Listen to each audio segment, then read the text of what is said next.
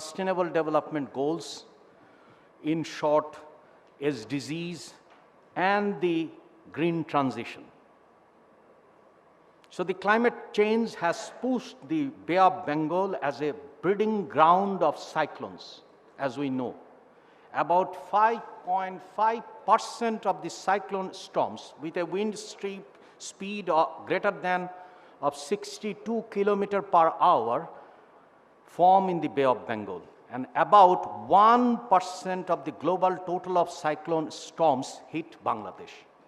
And we have seen the frequency of cyclones. We can't really name. During the COVID, we have seen Iyas, we have seen Sitrang, and we are continuing facing this cyclone storms in the Bay of Bengal and the Arabian Sea, and which are becoming intense and lasting longer due to climate change in the last 2 decades. Then, if you are really looking at the third pole, which is Himalayan and Hindu Kush region, we are witnessing rapid glacier lead to disasters related to natural hazards such as glacier collapse, glacier surging, glacial debris flow, and we have recently witnessed that how cloud burst has really washed away dams in Sikkim. Or we have witnessed just last couple of days in Dhaka city, which was average rainfall ranges between 160 millimeter to a level of 460 millimeter. In the last 45 years, sea surface temperature has risen by 0.2% centigrade to 0.3 degrees centigrade and is projected to rise further by 2.2 degree to 3.5 degree centigrade by the end of this century. And then, if you are looking at with these rising tides of climate frequency and intensity, we do not necessarily see a direct causal relationship between climate change and armed conflicts or instances of political instability in the region, but yet the effects of climate change can cause existing social and economic fault lines to widen, increasing the potential for conflict. Bangladesh, India, Myanmar, and Thailand are among the world's top 10 states most vulnerable to natural disaster. How would that shift in Indo-Pacific region with the observable shift from the Atlantic would fear? Amidst this uncertainty and less of action and lot of talks, the world has already witnessed 27 rounds of political theater in the form of COP. And very soon we would be witnessing another one in December in Dubai. And as you have seen that the young generation is awfully disgusted, and so the people of, say for example, the island of Gabura in the vicinity of the largest contiguous mangrove forest in the world, Sundarbans, they have seen the tall talks in Glasgow. Gabura's people are not confident the actions that Glasgow has taken would really translate that into reality of having a resilient future. So we are now in inflection point with poly-crisis, so the current cost of living crisis, climate crisis, biodiversity crisis, and pollution crisis. With the COVID-19 witnessing a K-shaped recovery between the countries and within the countries, in that context, we are also halfway to the deadline for the 2030 Agenda for Sustainable Development.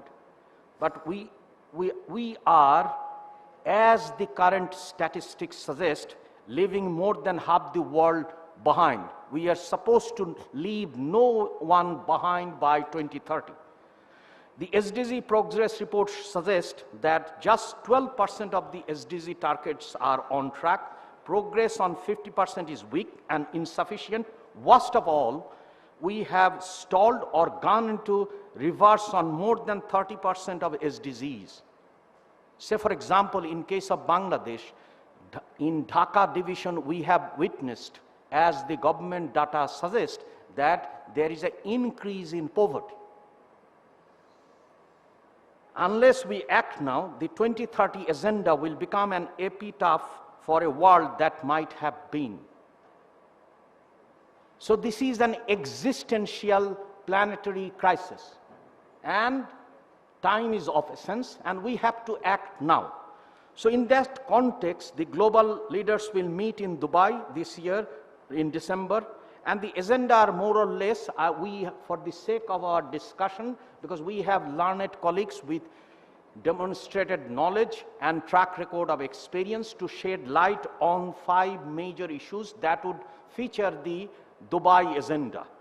So the first, obviously, the global stocktake. At COP28, the governments are supposed to provide what they have done in terms of what is known as nationally determined contribution, in terms of really bringing down the target of 1.5 degrees centigrade or 2 degrees centigrade. So that's a crucial point we have to ponder over. The second, obviously, the Mas talked about issues as we are discussing about the green transition. What is the kind of just energy transition we are witnessing right now? Where are we? Are we really going forward? Because as we see that fossil fuels are still heavily subsidized by the government, this approach is failing people, failing economies, and failing the environment. And we have witnessed, on the contrary, oil and gas giants are amassing historic profit and registering record windfall, while energy bills rise, and this has a dampening effect on the cost of living crisis. Simultaneously, with the Ukraine and war, we see also revert back to the fossil fuel.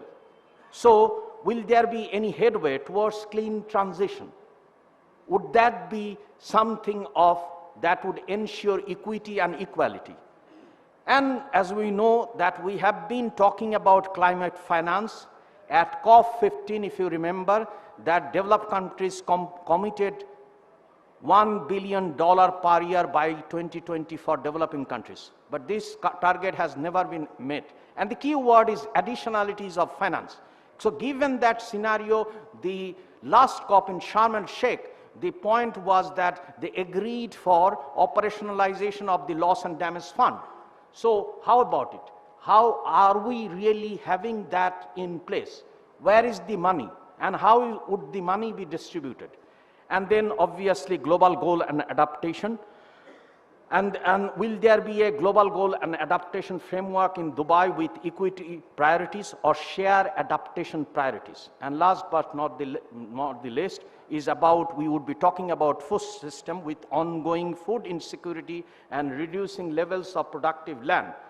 It is vital that leaders find a solution to ensuring equal access to healthy and nutritious food, keeping in mind that agriculture system emits huge amount of greenhouse gas and particularly the methane.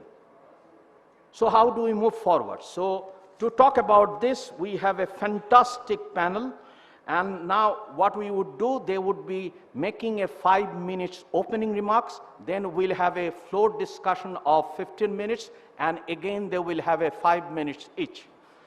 So to initiate the discussion, we have Mr. Sarder M. Asaduzzaman, who is working as Assistant Country Representative of UNDP-Bangladesh. He would guide us through the current scenario of reaching to the level of the desired level of 1.5 degrees centigrade. Mr. Asaduzzaman, floor is yours. Thank you very much, respected moderator, and thank you very much to the organizer, Center for Governance Studies, for organizing this conversation for the second time. And I think it's a very good time-worthy arrangement together with the participation of several country representatives. As the moderator mentioned about the status, and particularly focusing on the global stock tech, I'll be focusing on these specific areas. What is this stock tech, and where are we in terms of that? When we talk about global stock tech, then it comes what is this stock taking about? So this global stock taking about is talking about, I mean, the reflection and taking the stocks of the progress of the commitment that was made in Paris Agreement in 2015 and the COP15. And in the Paris Agreement, Article 14 mentioned about this global stock taking. And then global stock taking will help the parties of the conference, I mean the government and the state parties, to have a reflection. Where are we in terms of the progress or the commitment that we made in the Paris Agreement to keep the global warming or the temperature below 2 degrees centigrade and at least 1.5 degrees centigrade. So what we see since we started with the commitment and till to date and the years to come, in between we see a lot of turbulence. We see the two disruptions very recently. One is COVID, another one is war. And these disruptions are also part of the life that we have seen. And maybe in 2015, we did not have this disruption expected or planned while we set our target. But on the other hand, as we go along, our state parties also need to be very strictly maintained and determined how we can help to contribute in achieving that target. And as our moderator already mentioned, that nationally determined contribution is one tool, one plan, one guideline, one set of commitment that keeps the state parties to make sure that how they will contribute and make sure that Paris Agreement is adhered to. NDCs are mostly focusing on the mitigation areas. But we know not only mitigation, but adaptation is very important also to help to implement or achieve the Paris Agreement or the target. And in terms of these two modalities like adaptation and mitigation, in terms of the mitigation, we can think about like how we can monitor, how we can verify, how we can report. But in adaptation is very challenging area. So that is also an important area that we need to think about. Coming back to again the global stock tech. The global stock tech is now, the report is being prepared, and then, as the moderator mentioned, that we are supposed to present this every 5 years in the COP, and in the upcoming COP in 28, there will the state parties will be presenting this global stock tech. And then global stock tech, already we have seen that a synthesis report has been published, and this synthesized report, as we foresee, we see that the commitment that we made in Paris Agreement, we are not really in line on that. Rather, we are far behind. And for this regard, we need to really rejuvenate, and we need to have a kind of waken up, not only the government, but also the private sector, civil society organization, and I would say particularly thrust on our individual life behavior and also lifestyle. And that is very important. And if on the global stock tech, just to focus on the governance of this global stock tech, it has 4 layers. And for this global stock tech, as I said, it will happen like every 5 years. This is happening first time in the 2023, and 2028 there will be another one, and 2033 there will be another one. So the 4 layers is like conference of the parties. They will be responsible, they will have that meeting and the commitment to see what are the progress. And there are also another technical areas like subsidiary bodies of scientific and technological advice. That body and the subsidiary body of implementation has also role to make sure that to analyze and see the scientific based and data based report, how much we have really reflected, how much we have progressed. And also there another one that this SBSTA, as I said, subsidiary bodies for scientific and technological advice, and the subsidiary bodies of implementation, they will have a review and make sure that what is the progress and what is going on and how far we have really achieved or how far we have not. So following all these steps and layers, we feel that Global Stocktake report will help us to see how much change, how much our direction or way forward need to be really revisited, redirected, and changed to make sure that how much we can go ahead, by when, and if not, what to do. At the moment, the report that we have seen that if we really continue the contribution, the way we are moving now, by end of this century, the temperature will be 2.4 to 2.6 degrees centigrade, which is not really the target that we committed in the Paris Agreement. So that gives a signal or alert all the parties that we really need to think that how we can really revisit our planning, our steps towards that achieving the Paris Agreement. I stop now. Thank you very much. Thank you, Mr. Asaduzzaman, hammering the moot point about we are in a current state where if this continues, we would head towards 2.6 degree to 3 degrees Celsius, which our planet can't bear. So with that related area is, as you remember, there are a lot of discussion about phase down and phase out in Glasgow. And that discussion brings towards the understanding of just energy transition. And as we recall that G7 led partnership, which they called Just Energy Transition Partnership with blended finance to help developing countries transition away from coal to greater energy mix. So where are we there? Secondly, what we are observing now, energy security has taken central stage these past years, partly due to the impact of Russia's invasion of Ukraine on energy supply.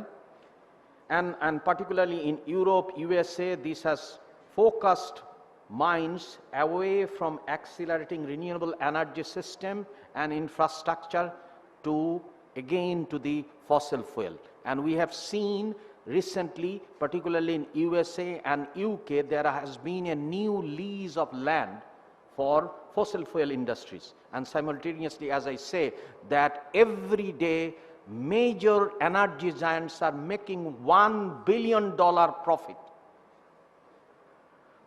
And we know the technology is there to decarbonize, and decarbonizing provides a unique opportunity to scale up renewable energy and clean hydrogen infrastructure.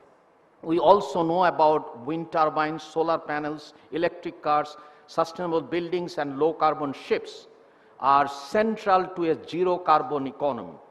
But we should be equally mindful of Rio's major moot point, which is CBDR principle.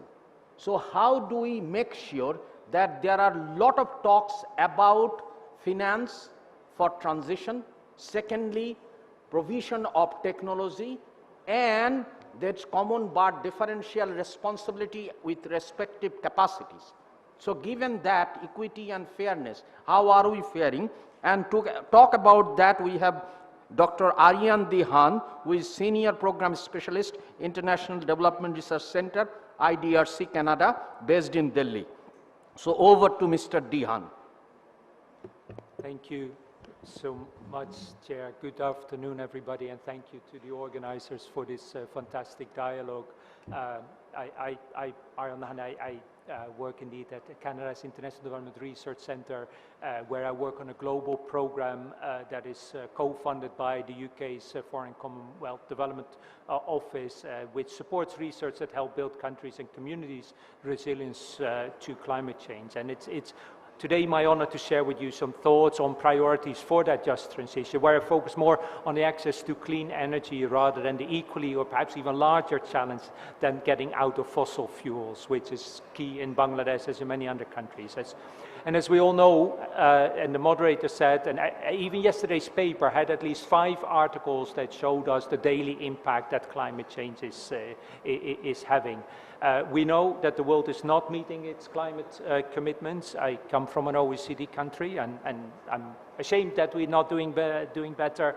And a shout out to the young people. I think that our moderator also referred to that, to making it very clear to us that we're not living up to our commitments. And we know that the impact of this are not even though low-income countries have contributed least to climate change, they are affected most, and poor communities, indigenous community, and women are even more affected and bearing the brunt of the climate change impacts. The Asia region, including the Bay of Bengal, is critical to climate action because of compounding effects of geography, development, and population. Out of the top 10 countries most affected by disasters, 6 are located in the Asia-Pacific region, causing disruptions in food systems, economies, and so on. Annual average losses from natural and biological hazards in Asia and Pacific are estimated to be around 780 billion USD. I think it's a UNEP calculation, likely to be rising. And I think the stocktake is going to show that these estimates are much, the current estimates are far higher than the previous ones. At the same time, the Asia-Pacific region is responsible for more than half of the world's greenhouse gas emissions. Of course, that includes China, but emerging economies like Bangladesh too will need to invest heavily in renewable energy resources, lest they end up with stranded assets. And as I said, a critical issue that I cover less here, and maybe we can come back to in the discussion. Key point that I would like to highlight is that climate and development challenges are interlinked. We cannot trade off climate action with poverty reduction or gender equality. Climate change disproportionately impact poorer groups, women, and those groups also have less access to climate and development finance. Public finance is needed for both. Engaging local communities is also key to solutions. And of course, there's the political economy aspect that most climate action will need broad-based support. In a recent paper published in the Academic Forum for the G20, we have detailed this issue for energy access. A very large number of people across the world, I cannot confidently speak to numbers in Bangladesh, but we have numbers globally, do not have access to reliable energy. Access to clean and decentralized energy is what my colleagues have called the golden thread. Clean and decentralized energy provide climate benefits, it would help productive capacity, for example, for small enterprises, and it would benefit poorer groups, and women in particular, including because access to energy could help reduce their unequal burden of household work. But despite these promises of clean energy, we find that globally, recently, the access has not been growing. The progress has clearly stagnated, despite the enormous progress and decline in price of solar, for example. And I know there's colleagues here that will speak to this much better than I can. And what we find from the literature and research is that it has been really hard to scale promising pilots, that the uptake has been harder than assumed, but also, and critically, that the finance, including blended finance, is falling far short of expectations and predictions. And I know that's also a topic colleagues will speak to. And I'd be very happy to elaborate on this, but allow me just to emphasize the main conclusions from the work we've done so far. First, the resources for needed climate action are falling far short, and there's an urgent need to ramp up global as well as national commitments. 1 minute. Thank you. Capacity for needed climate action also needs to ramp up, and we need innovative solutions. The third one is that with the enormous challenges we face, we simply cannot trade off climate action and poverty reduction and gender equality for moral as well as political economy reasons, as well as for implementation reasons, in fact. And for that, we need to ensure to strengthen mechanisms for access to finance, and also we need to make sure that we connect national planning that is struggling to get that access to the needs and the priorities of local communities. We need to build on local community strengths and community organizations, and to ensure persistent barriers that marginalized groups face are being addressed. Finally, as a funder of research, I would add that action-oriented research and evidence has a key role to play. We need a better understanding of how to cost the impact of climate change and plan investments. We need knowledge to innovate and ensure technological opportunities do work in specific contexts and that local communities can access those. So finally, thank you for giving me the floor. And I very much hope that and trust that this conversation can help in that learning and collaboration that can promote this transition. Thank you again for the organizers and making me part of this conversation. Thank you, Dr. Haan, to bring the intersectionality between development and climate change and reminding us that we need to ensure that those who have contributed least to the problem are not those that suffer the most, which means that we have to talk about equity and equality. And simultaneously, we have to talk about the imperatives of a just transition of the workforce and creation of decent work and quality jobs if we are to really move towards that level. Given that kind of a development dimension attached to it, which is required climate finance, because there is a dinner party at 8 p.m. and 6 of them came at 6 o'clock and had 60% of the dinner, and then rest came to the party and they are asking that let's share the dinner, meaning the carbon budget. So that's the situation we are. So there is a right to development. Simultaneously, I may not agree with the way these negotiations are progressing, because I would have seen that negative reduction would have been the best outcome in order to achieve the 1.5 degree goal. But having said that, this is something of unkept promises. If you really look at, in 2009 at Copenhagen, they said that the developed countries would mobilize 100 billion for adaptation financing by 2020. If we are to, for the sake of the argument, wouldn't take into factor in additionality, even by that standard, the funding stood at just around $83 billion. So that target was achieved. Then, as we know that there was a breakthrough in Sharm el-Sheikh about bringing the loss and damage element to it. But what we are not sure about is that how high income economies would really pressure to reform and capitalize international financial institutions such as the World Bank. As you know, the issues relating to the immediate past president of the World Bank, Mr. Malpass, who is climate skeptic, and so how there could be more money in climate efforts, not the loan element of it. So that's a additionality and no loan. So the second question with regard to the loss and damage is that these issues have been underlying climate finance discussion for a long time.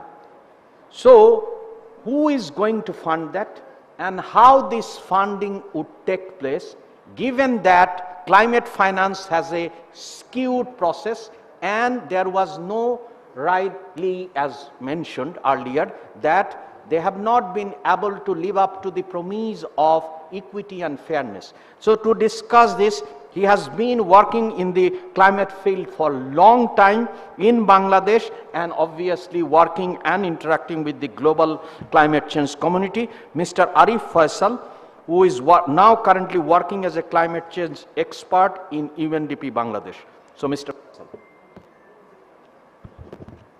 Thank you. Good afternoon, colleagues and organizers and participants from various countries.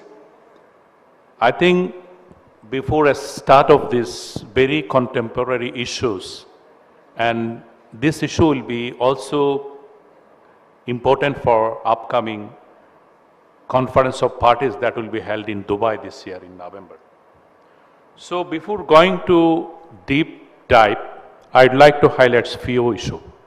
First of all, there was a promise from the global community to deliver $100 billion per year by the developed country. But the promise was not met. Only $83.3 billion was disbursed for both adaptation and mitigation. And secondly, there is also disparity between adaptation and mitigation. For adaptation, there was only $29 billion was disbursed, and for the mitigation, $49 billion. So you see how the world is unjust for allocation of the resource for adaptation and mitigations.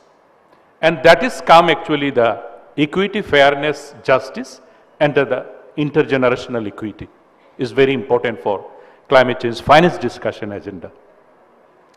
Third of this thing, recently United Nations Environment Program, they have conducted a study and they find out that by 2030, all the developing country that need $300 billion. And by 50, all the developed country need $500 billion. But funding gap is huge. And very recently, another discussion come particularly for loss and damage associated with climate change.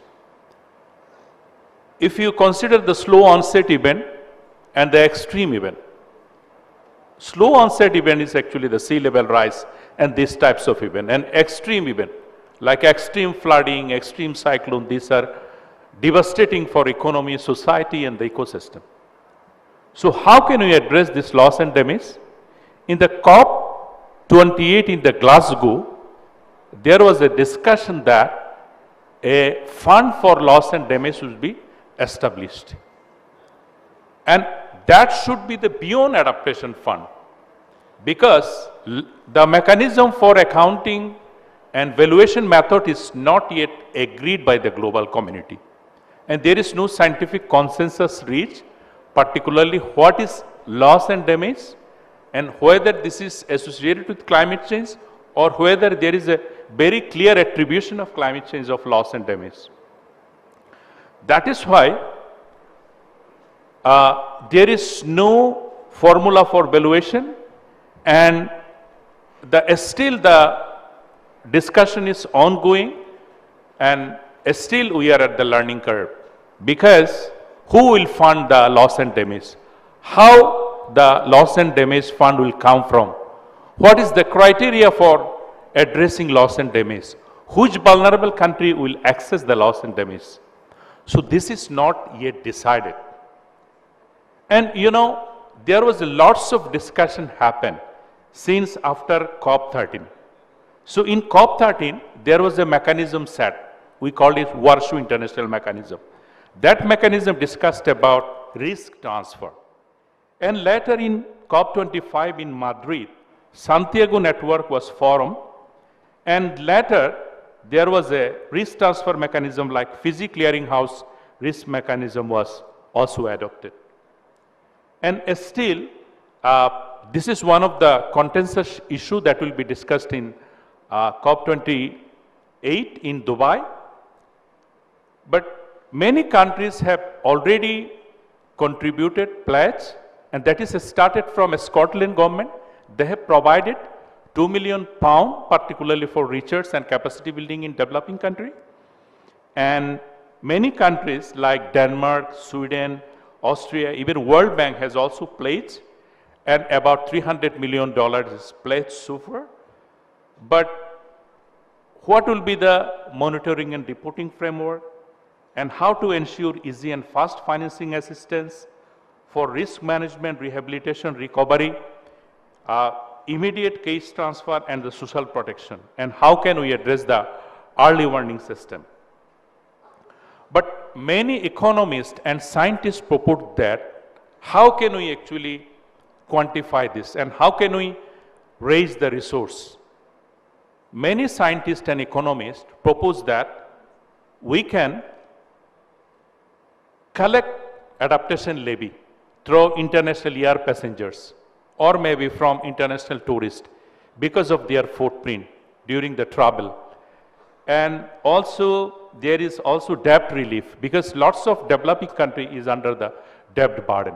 So this is the mechanism, and the discussion is still ongoing, and particularly vulnerable 20 and most vulnerable country is raising the issue because there is a equity, fairness and justice issue on climate change. Thank you.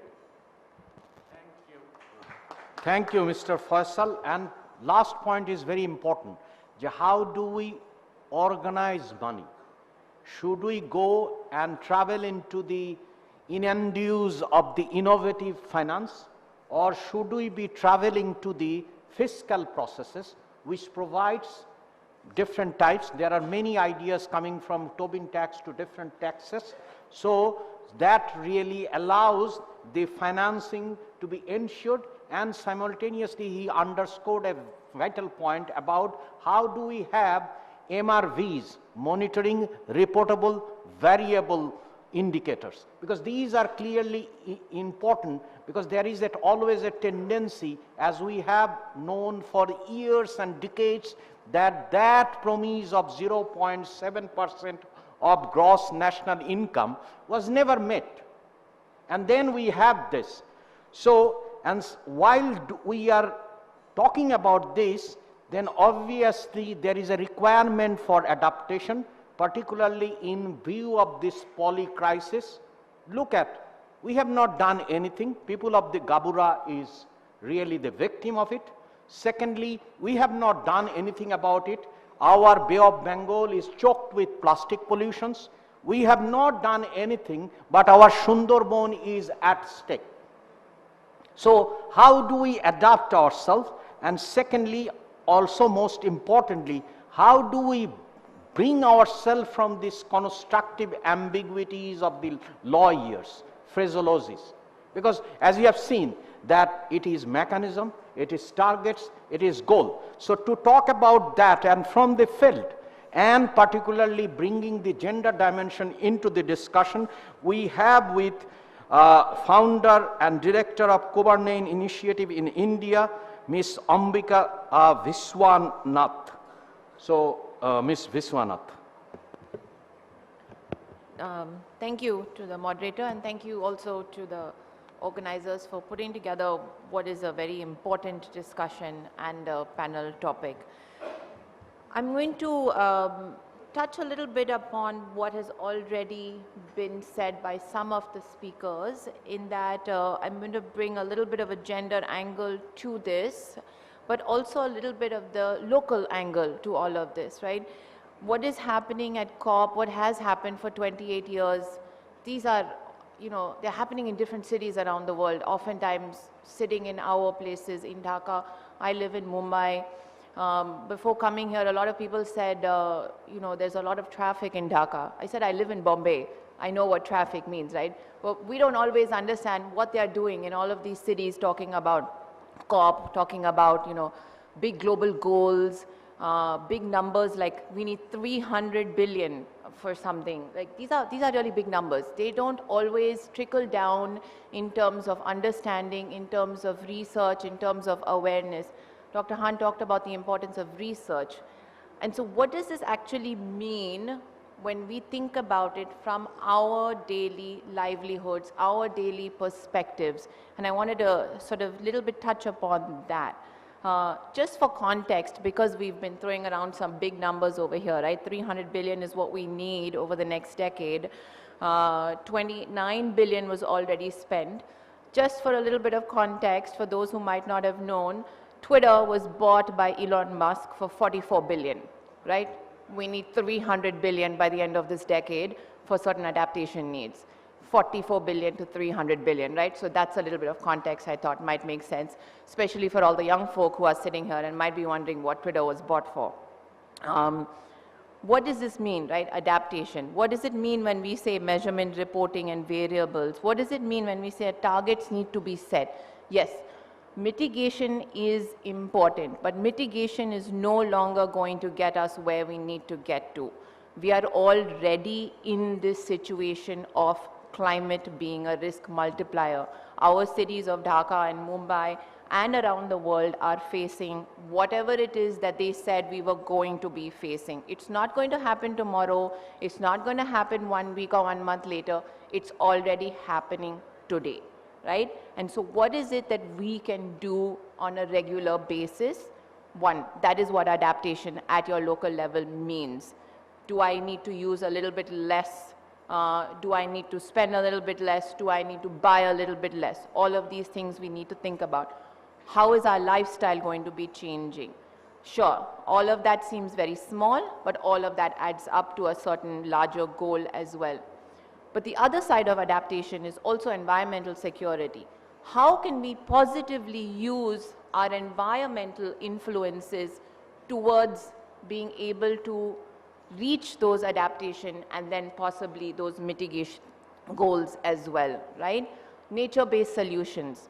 There are some amazing things that have already happened in our region. How can we use those more effectively to reach those goals that we are thinking about, so that perhaps all of these large numbers are a little bit easier to understand? How do we use our Sundarbans to be able to be effective carbon sinks? How can we use, I mean, we have Sundarbans that we are sharing between India and Bangladesh. How do we use our rivers positively, not only as a resource to be able to use and abuse and then, think about that we don't have to worry about it down the line in the future? What are the kind of nature-based solutions that we can learn from our ancestors? How do we use the indigenous knowledge that exists in our countries, in our regions, for our regions, but also for the rest of the world that might not have this indigenous knowledge that we have, that is really amazing? And then, of course, there's that question of gender, right? Women and other vulnerable populations, whether we talk about like the poorer communities, the coastal communities, the farming communities, these are the most affected when it comes to climate events, when it comes to climate being a risk multiplier. But these are also the communities that hold some of the best knowledge. Can we understand this knowledge? Can we package it? Can we use it? Can we take it elsewhere when it comes to the policy makers, when it comes to the financiers, when it comes to organizations like this and events like this? Can we put forth a little bit more of that knowledge so it can be used in a much more effective manner? And can we bridge then the fact that all of this knowledge already exists and all of these policies are getting made, but they are both happening very separately? How do we bridge all of that knowledge, right? Adaptation is all about all of these things. It's not just one or two of these things, but it's all of this coming together. I'll just, do I have a minute or am I out of time? Yeah, okay, but I'm just going to say that mitigation, financing, yes, we need to do all of that. But without all of us doing the adaptation side of it in a much more collective, holistic fashion, that mitigation is going to get us only to a certain place, and that's about it. Yeah, thank you.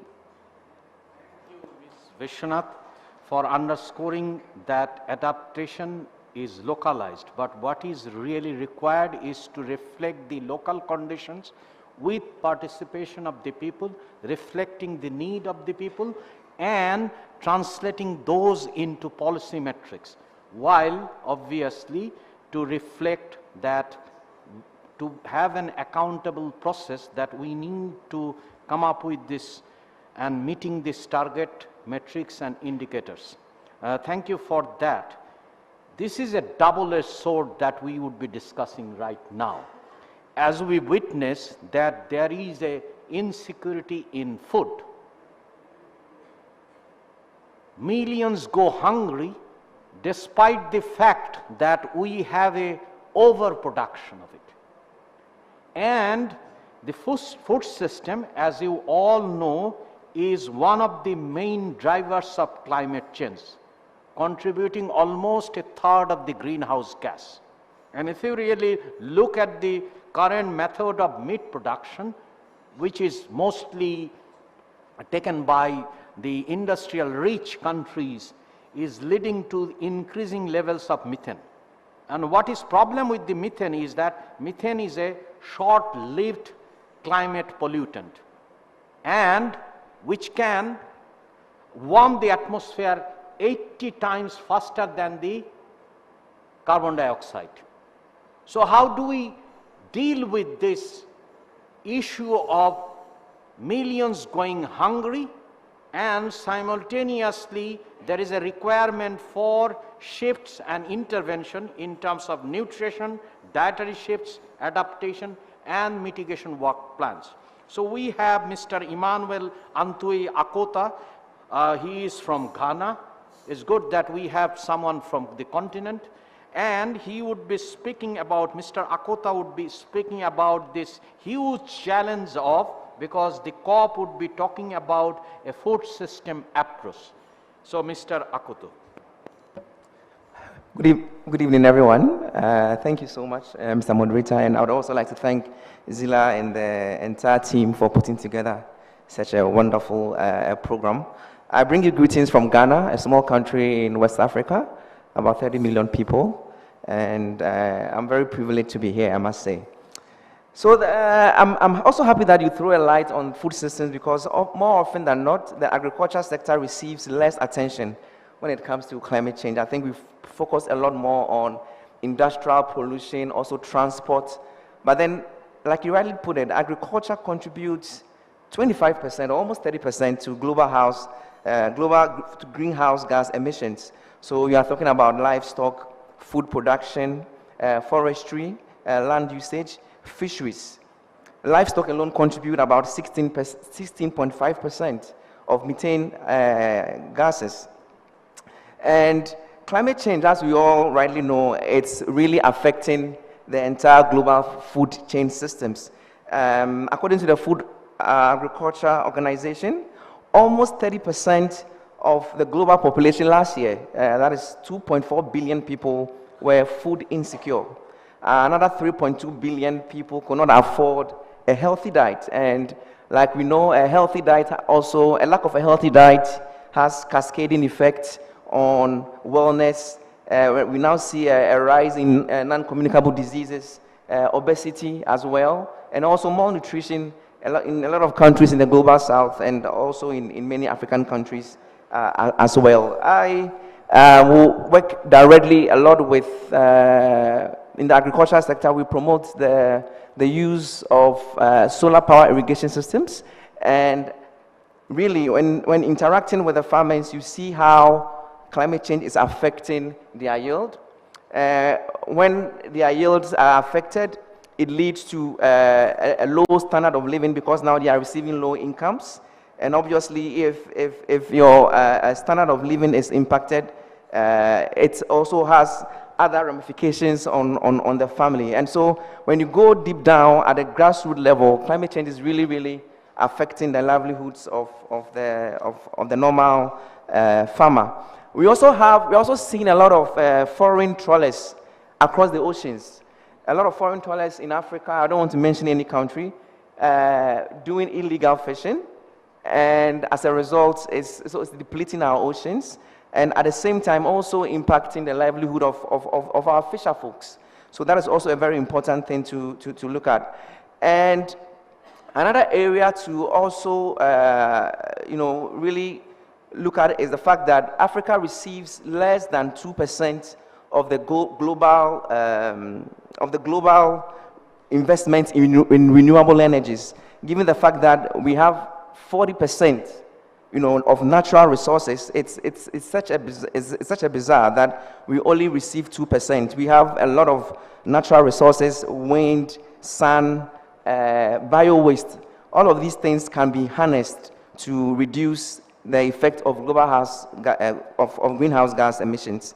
And then another thing that is also very, very, very important is the fact that in Ghana, we are having a problem. I just want to bring it down to my country level, what is called the illegal mining galamsey. A lot of farmers have now given their farms to people to do illegal mining. It's all because of the fact that they are not receiving the yield that they need to receive, the weather pattern, they're not getting the rain that they need. And because of that, again, low food productivity, low food supply in the system. We are importing food from our neighbors, and as a result, leading to a high rise in cost of living. Basic foods that would cost like 10 cents are now costing like $1 and all of that.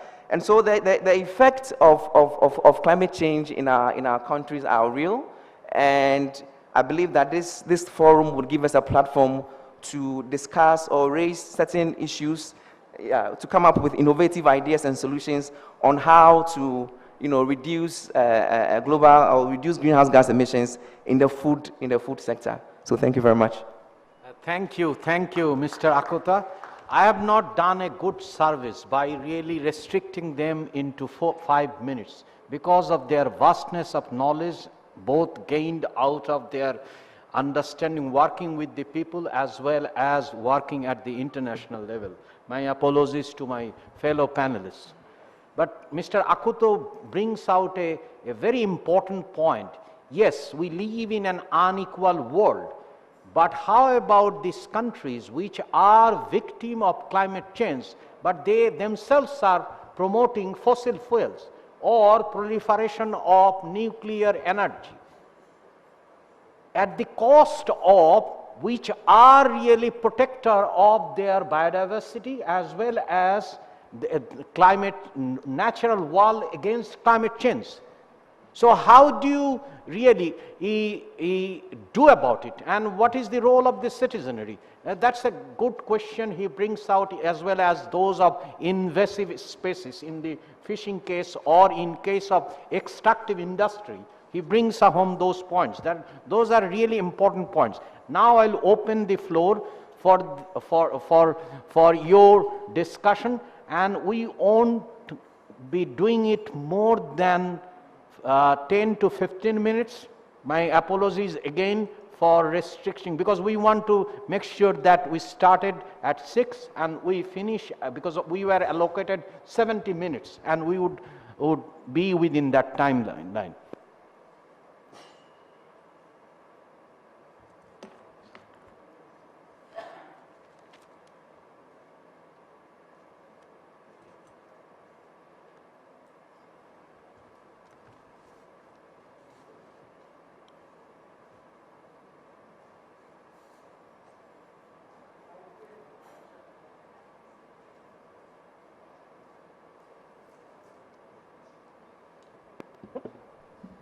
So the organizers would allow us additional amount of time, like in football, sports.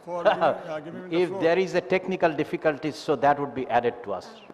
Mr. Chairman, you are very right. You said that you have done injustice to these experts. We are also deprived of their knowledge and wisdom. We've just learned a little bit. This is not my cup of tea. I'm just a layman. I just wondering, the climate change and human rights are being interlinked. I think UN has taken this case, and the UN Human Rights Council has taken up this case, and they are saying that human rights are involved here, like right to your healthy life, clean water, right to good food, right to good health, right to good living, lower order needs, so to say. Now, my point is, UN cannot really impose that on the national governments. Like, I'll take the case of Bangladesh. Our courts are issuing orders to resuscitate this Balu River, Turak River, Budiganga River, but then court orders are being violated. Now, that could be a good game changer, especially our Turak River and Balu River, those are just destroyed biologically. Now, what is the way out? Bangladesh has otherwise signed the Human Rights Covenant, but things are not happening on the ground. At least, as you said, locally, we should be more adept. So what are your suggestions for that? Thank you. Next opinion or comments or question? I have a question. Okay, let her. Okay, thank you. Thank you for the floor. So in reference to the adaptation strategy to fight back climate change, this year during June, if I think all of us are aware of this, that due to extreme heat, primary school was off for about a week due to government decision. So due to that 1 week closure, students already experiencing a learning loss, which we already are suffering a lot from this learning loss after pandemic. So that was an adaptation strategy from government, which actually resulted in learning loss for a week. So what adaptation strategy do you suggest here as well? Like, that's also an adaptation strategy, but it's not working how we thought it could be. So, yeah, so thank you. Okay, so in terms of regional practices, Ms. Ambika has said that we should practice in local levels. So my question is, when do we start pointing the fingers at the billionaires? When do we start pointing the fingers at the multimillionaire football players and rugby players and Americans who are using jet every day, who are using fossil fuels every day? Why do we keep looking at inwards instead of outwards? Instead of looking at the free market economy that is causing us this much problem, that it is now going over the 2 centigrade level of climate change. Why are we always trying to bring ourselves into this question? When do we start pointing at the billionaires? When do we start pointing at the big companies that are being the most polluters? That's my question. Please. Okay.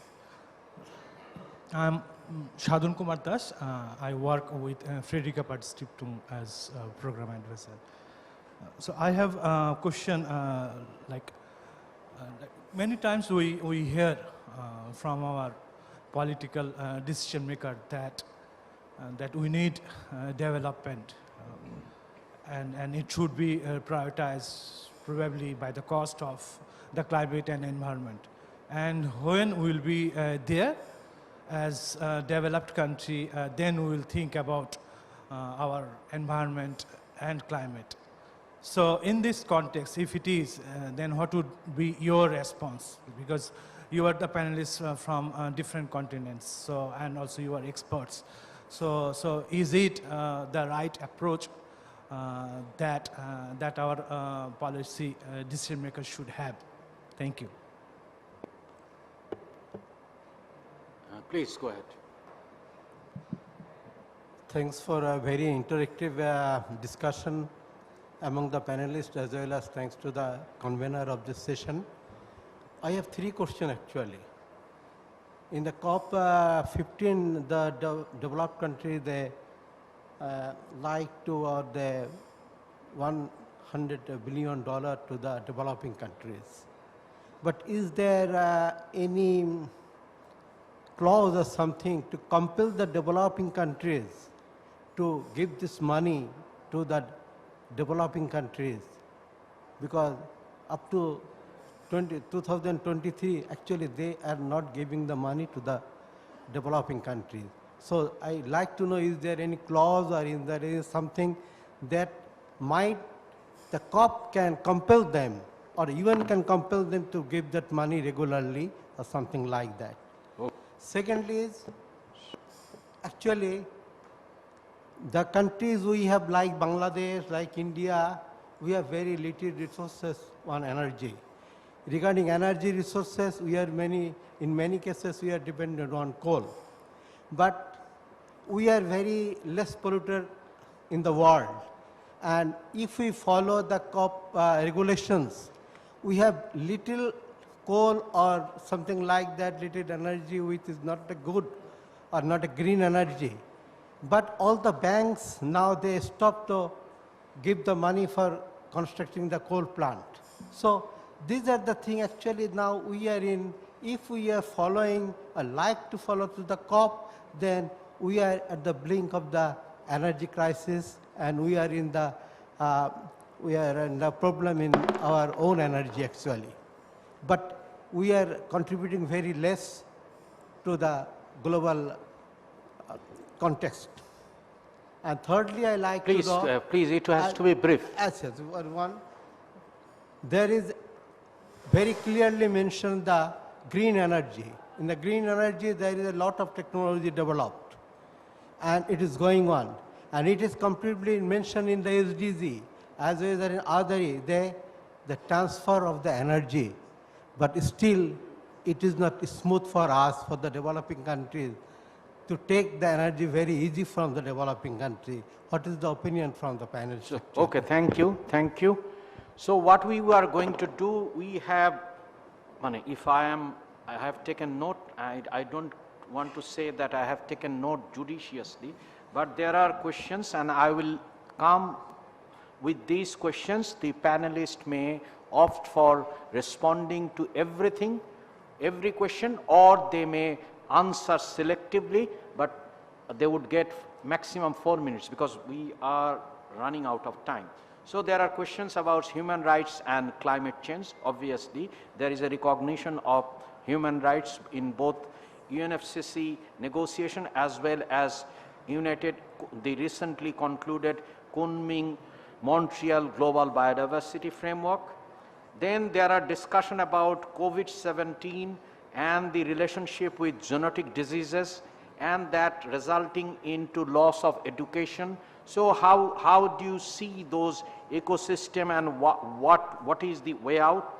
Then there are discussion about carbon footprint, carbon financing, energy transition, phasing out of coal, and lastly but not the least important issue is the systemic issue about the abuse of market economy and market power.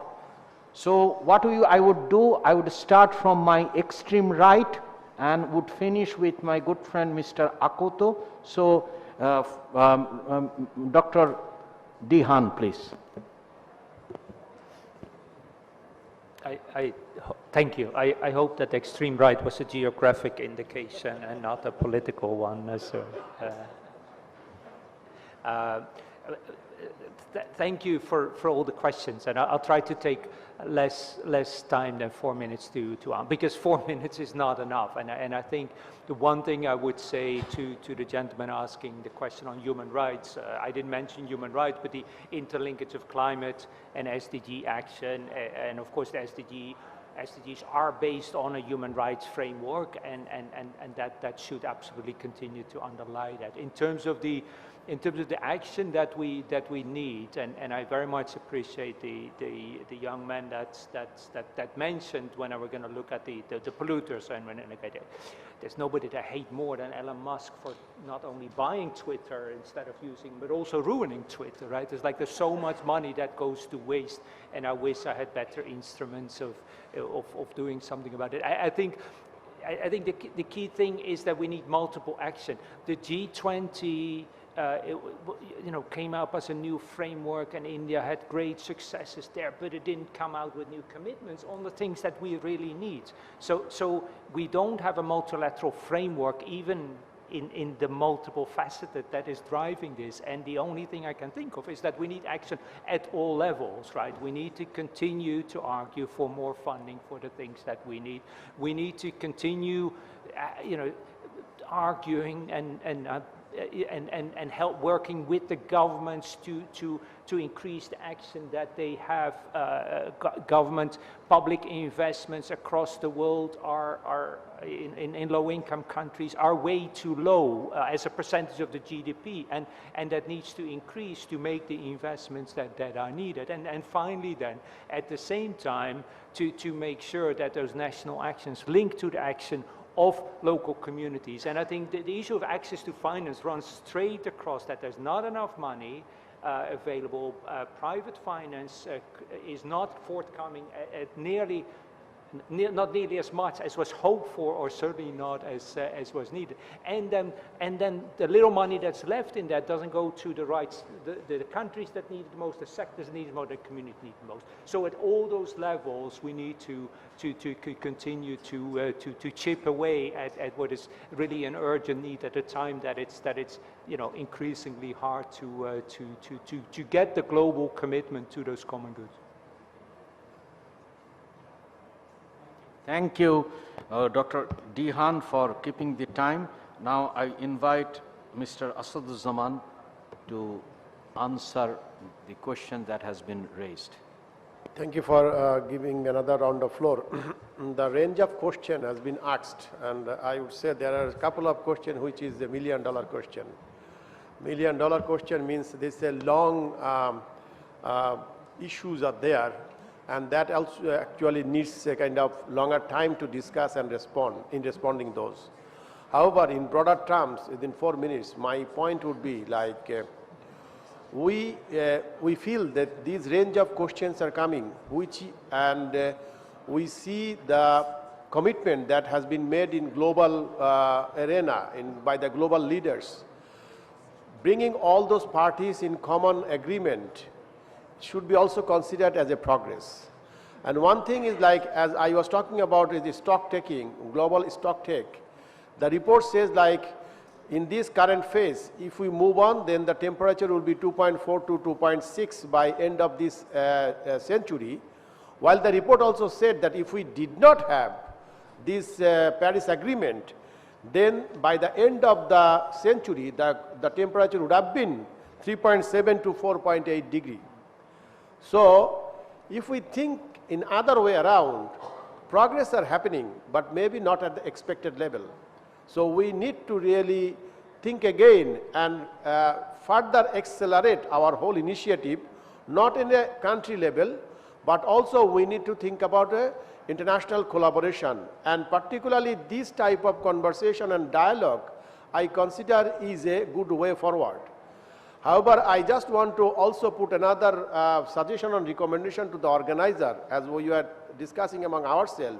When you talk about like Indo-Pacific, or we talk about the SDGs as a whole to move forward, we need to make sure that climate change impacting or the SDGs achievement or the SDG goal achievement action plan has also varies from country to country and the geographical locations. Which I want to particularly mean is like, there are island countries, small island and developing states, we know SIDS, they call them, like Fiji, Vanuatu, Papua New Guinea, and Tuvalu, Kiribati. These type of islands has a different level of vulnerability, while landlocked country or the countries, non-island countries has a different vulnerability. So, this global collaboration and international cooperation is very important in terms of moving this global agenda forward. And last point I want to mention is that strengthening institution is very critical. And these institutions should be like national level, state level institution, and as well as global institutions. And in doing so, like I consider that youth as an emerging power and force, and those youth group really can be a kind of change agent, which we can see that they started raising voice, they started boycotting like environmental polluter, they boycotting like pollutant, the product which are polluting our environment. So this is also one kind of step forward. I feel that can make a change as well.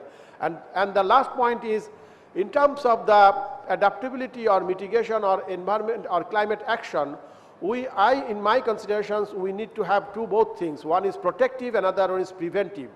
I mean, the protective that we have discussed a lot, in terms of preventive, we need to really impose tax or penalties who are really the polluter.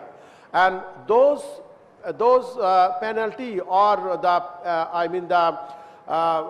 demerits can be transformed into further investment in the environment or green investment or like that. With this note, I stop. Thank you very much.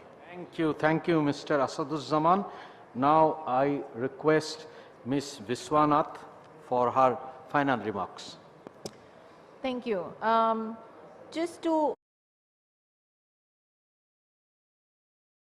question that was, I think, a little bit directed at what I had said. I think there is enough, okay, maybe not enough, but there is plenty of finger pointing already. The fact that we have come to a certain point shows that there are some countries that recognize that there is a historic responsibility. Is it enough? No. Is that all that we are going to leave, then say, okay, we'll only do finger pointing and then everything will course correct? That's not going to happen. We have to be a little bit realistic as well. We can continue on that vein. We can hold the historical emitters to a certain standard. We can talk about a better form of financing. There was also that question about, are there any legal means when it comes to actually achieving, being able to extract that money? Not really, but there are countries that are holding themselves accountable. Let that continue. But alongside of that, we have to also learn better adaptation methods. Countries like India, Bangladesh, and several others, I mean, we're talking about the Pacific Islands, we're talking about what's happening in Africa. These are countries that are developing. They should be allowed to develop the way they would like to develop. but they shouldn't be developing in a way that perpetuates another set of problems, another cycle 25 years down the line. So can we do a better job of developing that the other set of countries, you know, in the Western hemisphere and the Western world didn't do? Can we do it better so that we are not creating another cycle going forward? That's what I mean by ensuring that our development is in a much more sustainable fashion and adapting to what is already existing today. It's not one or the other. It has to happen in tandem. It has to happen in parallel. And the best kind of adaptation we can do is learn from what we already know, that the knowledge that we have within our countries, and sort of integrate all of that in a better way.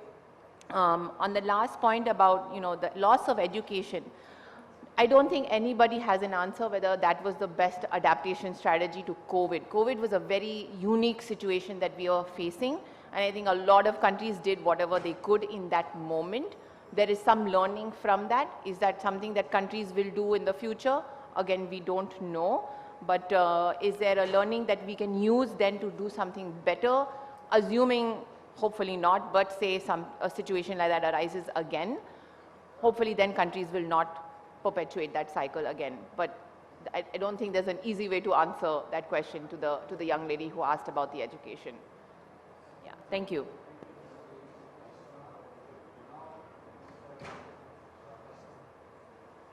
Thank you. I think one question is not addressed. What we are doing, what we have done, particularly to addressing the climate change. In Bangladesh, actually, UNDP supported the government for preparation of National Adaptation Plan. We have the Mujib Climate Prosperity Plan. We have the nationally determined contribution that is updated in 2021. We have conducted to greenhouse gas inventory in the major sector, and UNDP also supported Bangladesh government for preparation of this thing. In fact, Bangladesh is a global leader on adaptation, I should say, because Bangladesh do lots of things. And Bangladesh is one of the country who first allocated resource for addressing adaptation from own revenue generation, own revenue budget. That is $300 million allocated for and formed the Climate Change Trust Fund. And after that, World Bank come forward, they have dedicated a fund and $190 million, they formed the Bangladesh Climate Change Resilience Fund, and many countries actually now preparing for addressing adaptation and providing own revenue budget and doing the blended finance, not only in adaptation, but if you see where the country, we have 500 millions of solar home system. We are now converting the all diesel run, you know, solar irrigation system to the solar irrigated pump. And if you consider about the industrial sector, out of top 10 green factory, 8 is actually situated in Bangladesh. So I think Bangladesh is one of the pioneer country, but particularly for accessing the finance, we are a bit lag behind because the adequate and predictable finance is not there. And another question I think I should address that there is lots of discussion in the COP, but why the most vulnerable countries is still facing the problem? The problem is actually lies with the free riding problem, because environmental goods is the free riding. That is why is the free riding nature of developed country. Second thing is that in the negotiation, global negotiation process, no one country have right to take the decision. So it's the big global forum, and every country is participating as a party, and there is a collective consensus-based decision making is required. That is why, which is very complex thing. Thank you. Thank you, Mr. Faisal. Now my last panelist, Mr. Akoto. All right, thank you very much. The last few words I want to, leave on the floor, it's about the adoption of sustainable practices in the food systems that can help mitigate or reduce greenhouse gas emissions. So I think, first of all, the use of solar power irrigation systems is very, very crucial in ensuring that farmers have, regular or, access to water all the time. This would greatly increase yields and reduce food insecurity. and would also lead to a drastic reduction in food pricing. Also, the use of solar PV in food processing, I think is something that we have also seen work with the stakeholders that we work with. Now they pay far less in terms of their electricity bills, and it translates into the pricing of their produce. Also a reduction in pricing as well as improving the quality. Yeah, and then also intercropping. I think that intercropping can help reduce land usage by growing, different kinds of plants on the same space of land. And then also cover cropping as well can also help manage soil erosion as well as planting of trees. And then lastly, I think that there's a lot of food wastage, like you alluded to. In some part of the world, there's a lot of food wastage, and in some part of the other world, there's a lot of malnutrition. And so using cold chain solutions along the entire agriculture value chain from farm to the shop would also help reduce food wastage and improve food security globally. Thank you. Thank you, Mr. Akoto. I'm really pleased to have been part of this panel, because within 45 minutes, they have really provided you much thoughts in this space with their usual eloquence and brilliance. I'm really grateful to having this panel. I would not dare to have a summary of the discussion, but I would highlight 3 points. The first being that the moving from unkept promises to walking the talk. As our panel highlights, that there are promises made, and we are heading towards the 28th round of the discussion.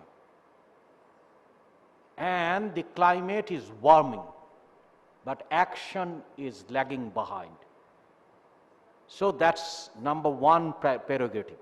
The second point that I want to highlight, from the planetary emergency to a livable planet, because we cannot and we must not leave an earth that is unlivable for our future generations, because we are witnessing a metabolic rift where our ecosystem is in tatters, where our earth is almost in emergency.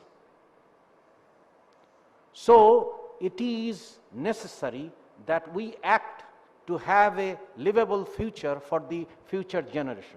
And the third, which is most important point, that we need to move from this extractive participation to that of a inclusive participation. Because what is needed and what is recognized, that we need to move towards a whole of the government, whole of the society approach.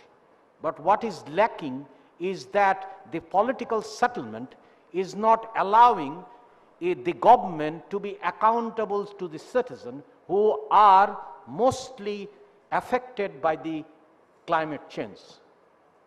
And how do you ensure an accountable system that serves the humanity is a question that has to be really reversed if we are to achieve the sustainable development goals, because we have seen with the COVID pandemic how the progress that has been made over 30 years were reversed, and we are in current state of sustainable development goals where the key targets are really out of touch.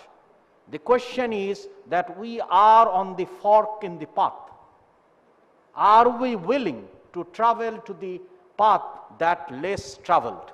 And that's a question. With that question, I end here the panel. Thank you for being with us. It was wonderful to having this conversation. Let's continue the conversation, and more importantly, let's have an action to the planetary emergency that we are in. Thank you so much.